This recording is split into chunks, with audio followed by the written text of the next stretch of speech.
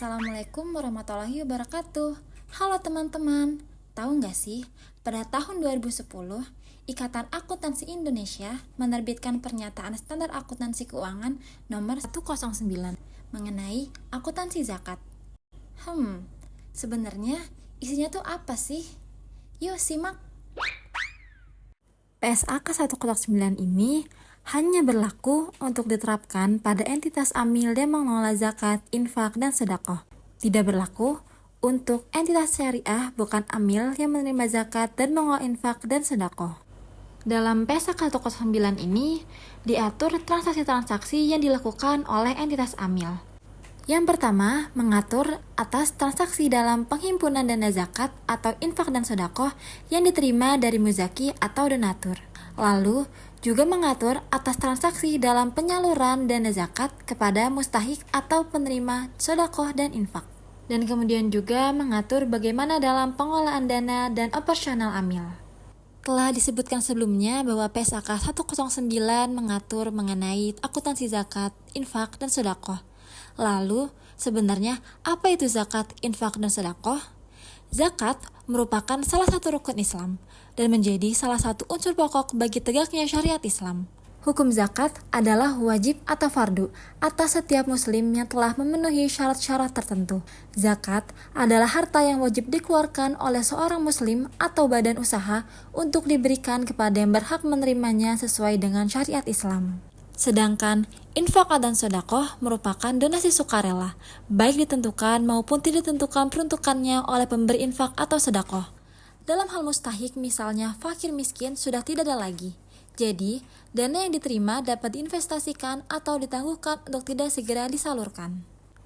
Di PSAK 109 ini banyak istilah-istilah yang digunakan di dalamnya.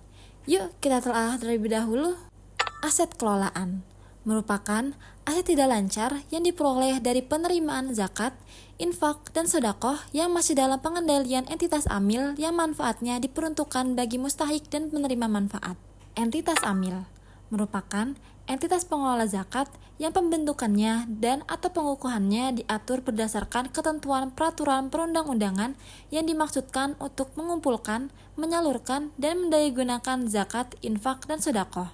Mustahik merupakan orang atau entitas yang berhak menerima zakat yang meliputi fakir, miskin, rikob, gorim, mualaf, fisabilillah, ibnu sabil, dan amil. Muzaki merupakan individu muslim dan badan usaha yang secara syariah wajib membayar atau menunaikan zakat.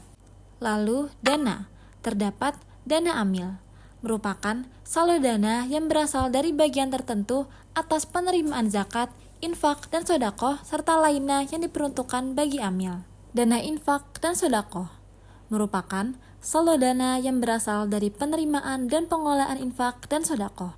Dana zakat merupakan saldo dana yang berasal dari penerimaan dan pengelolaan zakat.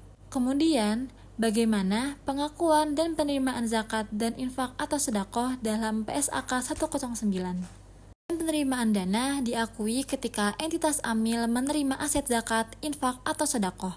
Kemudian, aset zakat atau infak dan sedekah diakui sebagai penambah dana sebesar jika asetnya berupa kas, maka sebesar nilai nominal. Jika aset berupa non-kas, diukur melalui nilai wajar. Bagaimana jika aset zakat hilang atau rusak?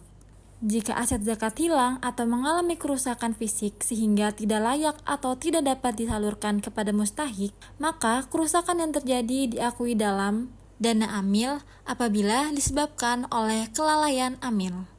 Diakui dalam dana zakat, infak, atau sedekah apabila bukan oleh kelalaian amil. Selanjutnya adalah perbedaan antara akuntansi zakat dan akuntansi infak atau sedekah pada proses penyalurannya. Akuntansi zakat sendiri adalah mengakui penyaluran zakat ini sebagai beban dalam dana zakat pada saat zakat diterima oleh mustahik sebesar jumlah yang tercatat di dalam kas ataupun aset non-kas. Nah, akuntansi infak atau sedekah ialah entitas amil ini mengakui penyaluran infak dan sedekah sebagai beban dalam dana infak dan sedekah pada saat infak dan sedekah diterima oleh penerima manfaat sebesar jumlah yang tercatat pada aset kas atau aset non-kas tersebut. Penyajian dan pengungkapannya. Entitas amil itu menyajikan yang pertama adalah aset neto terkait pengelolaan zakat atau infak atau sedekah menjadi dana zakat dan dana amil.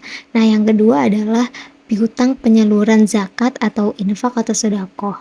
Nah, Al-Qard Al-Hasan dan aset kelolaan terkait pengelolaan zakat sebagai pos tersendiri dalam laporan posisi keuangan. Nah, jurnalnya sebagai berikut, yaitu yang pertama adalah jurnal pada saat penerimaan zakat. Jadi jurnal akuntansinya pada saat penerimaan zakat adalah yang pertama untuk kas dan aset non-kas itu berada di debit dan penerimaan dana zakat itu berada di kredit. Nah, untuk jurnal akuntansi pada saat penyaluran zakat untuk asnaf yang berada di debit adalah penyaluran dana zakat atau mu'allaf. Nah, yang berada di kredit adalah kas atau cash. Nah, yang terakhir adalah penyaluran zakat untuk amil. Pada saat proses penyaluran zakat untuk amil, jurnal yang tercatat pada saat proses pembukuan akuntansi adalah penyaluran dana zakat amil untuk di debit dan penerimaan dana zakat amil di kredit. Selanjutnya adalah jenis-jenis dan objek zakat. Jenis-jenis dan objek zakat sendiri terbagi menjadi dua. Yang pertama zakat fitrah dan yang kedua adalah zakat mal atau zakat harta. Nah, zakat fitrah sendiri menjadi pengeluaran wajib yang dilakukan setiap muslim yang mempunyai kelebihan sebagai tanda syukur kepada Allah karena telah menyelesaikan ibadah puasa. Nah, yang kita salurkan saat sebelum hari raya Idul Fitri. Yang kedua adalah zakat mal atau zakat harta. Nah, menurut bahasa atau lugoh, harta adalah segala sesuatu yang diinginkan sekali-sekali oleh manusia untuk memilikinya. Nah, memanfaatkan dan menyimpannya. Zakat yang wajib dikeluarkan sebesar 2,5%. Selanjutnya adalah objek zakat mal. Objek zakat mal ini terdiri dari 7. Jadi yang pertama adalah hewan ternak. Nah, hewan ternak ini meliputi semua jenis dan ukuran ternak. Misal, sapi, kerbau, kambing, dan juga domba. Nah, yang kedua adalah hasil dari pertanian. Hasil dari pertanian yang dimaksud adalah hasil tumbuh-tumbuhan atau tanaman yang bernilai ekonomis. Nah, yang ketiga adalah emas dan perak. Meliputi harta yang terbuat dari emas dan perak dalam bentuk apapun. Yang keempat adalah harta perniagaan. Harta perniagaan adalah semua yang diperuntukkan untuk diperjualbelikan dalam sebagai jenisnya, baik berupa barang seperti alat-alat, pakaian, dan lain-lain. Nah, yang kelima adalah hasil tambang. Nah, meliputi hasil dari proses penambangan benda-benda yang terdapat dalam perut bumi atau laut dan memiliki nilai ekonomis. Yang keenam adalah barang temuan. Yang terakhir adalah zakat profesi. Zakat yang dikeluarkan dari penghasilan profesi atau hasil profesi.